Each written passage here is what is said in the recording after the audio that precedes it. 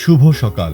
আজ সোমবার ২১ এপ্রিল ২০২৫ খ্রিস্টাব্দ, ৮ বৈশাখ ১৪৩২ বঙ্গাব্দ, ২২ শাওয়াল ১৪৪৬ হিজরি। আজ বিশ্ব সৃজনশীলতা ও উদ্ভাবন দিবস।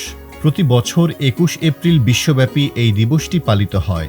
জাতিসংঘ ২০১৭ সালে দিবসটি ঘোষণা করে। এর উদ্দেশ্য হল মানুষের সৃজনশীলতা ও নতুন উদ্ভাবনী ধারণাকে উৎসাহিত করা, যা সামাজিক ও অর্থনৈতিক উন্নয়নে সহায়তা করে। শিক্ষা ব্যবস্থা, ব্যবসা, বিজ্ঞান ও প্রযুক্তির ক্ষেত্রে নতুন চিন্তা ও সমাধান নিয়ে আসার গুরুত্ব তুলে ধরা হয় এই দিনে। আজ বিশ্ব যুব সেবা দিবস। এই দিবসটি প্রতি বছর এপ্রিল মাসে উদযাপিত হয়। বিশ্বজুড়ে তরুণ তরুণীরা এই দিনে বিভিন্ন সামাজিক সেবামূলক কর্মকাণ্ডে অংশ নেয়, যেমন বৃক্ষরোপণ, দরিদ্রদের সাহায্য, পরিবেশ রক্ষা ইত্যাদি। ১৯৫২ সালের আজকের এই দিনে বিশ্বের প্রথম যাত্রীবাহী জেট বিমান ডে হ্যাভিল্যান্ড কমেট ইংল্যান্ড থেকে যাত্রা শুরু করে। এই বিমান চলাচলের মাধ্যমে এক নতুন যুগের সূচনা হয়।